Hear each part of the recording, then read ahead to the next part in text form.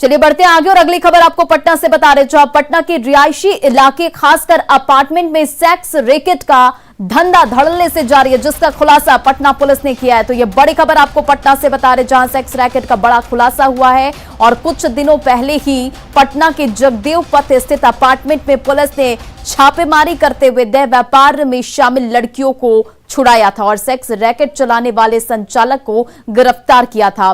Police racket में शामिल अन्य लोगों की जांच भी लगातार कर रही है, जिससे इस रैकेट में शामिल लोगों की गिरफ्तारी हो सके। पुलिस के मुताबिक लड़कियों से जबरन देह व्यापार कराया जा रहा है और लड़कियों को देह व्यापार के लिए होटलों और कोठियों में भेजा जाता था। उनका वीडियो बनाकर उन्हें ब्लैकमेल किया जाता था, में ले जाया जाता था। कई बार जो है उसी फ्लैट में उसके साथ गलत काम होता था। तो ओयो रूम्स की भी जो है हम सत्यापन कर रहे थे, कौन कौन से ओयो रूम्स कहाँ पर। मुख्यतः उसने बताया बोरिंग रोड और पाटलिपुत्रा, इन दोनों जगहों पर मोस्टली उसको फ्लैट्स में ले जाया जाता था। अब जो है इसकी पुष्टि की कौन उसका क्लाइंटेल था और नहीं था, ये जो है अंकित के फ़ोन से हमें पता लगेगा, जो हमने कोर्ट के आदेश के बाद हम उसको जो है FSL जांच करवा करके उसमें से चीज़ें निकालेंगे। बट ऐसा नहीं कि उस जगह पे सारी लड़कियां रहती थी, तो ये वल्नरेबल लेडीज़ रहती थी जो बहुत ही जिनके पास पैसे का सोर्स नहीं होता था या जिनके पास इस तरह की चीज़ें नहीं होती थी, उनको क्विक मनी के लिए जो है ये लड़कियां सुमन देवी और ये जो है उनको प्रलोभन देते थे। तो इसके ज़रिए जो है इनके साथ गलत काम करवाया जाता था। जो मेन विक्टिम जो उस अपार्टमेंट में रह रही थी, उसको जो है हर रात उसको वो कम से कम 1 महीने यहाँ रही है, तो वहाँ पे कम से कम उसके 25 रातों में उसके साथ गलत हुआ और कई बार सेम रात को उसके साथ 2 लोगों ने गलत काम किया। और हमारे सहयोगी संजय कुमार इस वक्त फोन लाइन पर जुड़ गए अधिक जानकारी के साथ। संजय, देखिए रिहायशी इलाके में सेक्स रैकेट का ये खुलासा हुआ है, क्या कुछ जानकारी?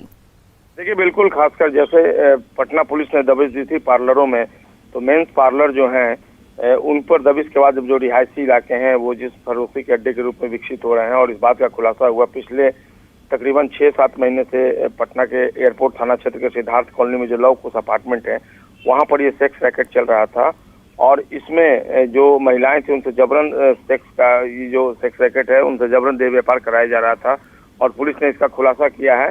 कई अहम चौंकाने वाली बातें सामने आई हैं और पुलिस फिलहाल तफ्तीश कर रही है। और इसमें सबसे बड़ी बात थी कि जो संचालिका है वो पहले अपने फैमिली के साथ रहती थी और उसके बाद वो अपने फैमिली को छोड़कर बॉयफ्रेंड के साथ रहने लगी थी। जो बॉयफ्रेंड छोड़कर भागा उसके बाद उसी फ्लैट को उसने सेक्स रैकेट के अड्डे के रूप में विकसित कर दिया और धीरे धीरे उसका जो कारोबार है वो जिस पड़ोसी का वो फैल गया था। इसमें कई लोगों की गिरफ्तारियां हुई हैं और बाकी लोग भी पुलिस के रडार पर हैं और जल्द ही इसमें और गिरफ्तारियां की जाएंगी। जी और संजय, देखिए 2 बड़े नेटवर्क का ये खुलासा हुआ है, तो अभी तो संचालक है उसे तो गिरफ्तार कर लिया गया है, क्या और अन्य की गिरफ्तारी के लिए पुलिस क्या कुछ कर रही है? चलिए, तकनीकी समस्या की वजह से हमारा संपर्क टूट गया, तो ये बड़ी खबर आपको बता रहे, जहां पटना में सेक्स रैकेट का ये बड़ा खुलासा हुआ है। और आपको बताते चले कि इस पूरे मामले में सेक्स रैकेट चलाने वाले संचालक को गिरफ्तार कर लिया गया था। पुलिस रैकेट में शामिल अन्य लोगों की जांच भी लगातार कर रही है।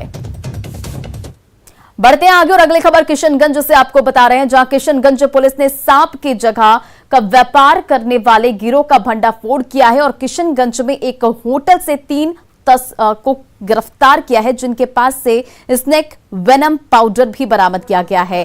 अंतर्राष्ट्रीय बाजार में इसकी कीमत करोड़ों रुपए बताई जा रही है। पकड़े गए तस्करों के नाम निहाल आसिर और हुसैन रजा है और जिला वन अधिकारी ने बताया कि स्नेक वेनम की सप्लाई नेपाल में किसी शेर खान और सुद्दाम को की जानी थी और बदले में हाथी के दांत लेने थे। अंतर्राष्ट्रीय बाजार में सांप के 1 लीटर जहर की कीमत करीब 1 करोड़ रुपए है और 1 लीटर जहर करीब 200 कोबरा से निकाला जाता है।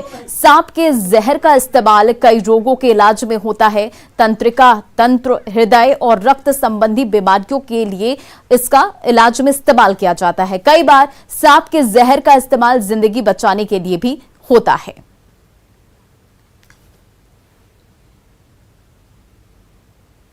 में कोई सद्दाम करके है और शेर खान को देना था ये लोग को। हाँ, शेर खान को देना था ये जहर, क्योंकि ये जहर बाहर कहीं जाता है विदेश? हाँ, विदेश में जाता है। इंडिया में तो इसकी खपत है नहीं, तो ये विदेश जाता, और उसके और भी वहाँ हाथी के दांत का भी जिक्र आ रहा है, और हाथी के दांत का भी ये लोग के साथ कुछ डीलिंग हो रहा था कि मतलब ये दे देता और वहां से हाथी दांत लेता, दांत लेकर आता, जो कि ये लोग कलकत्ता फिर उसको भेजता। भेजता।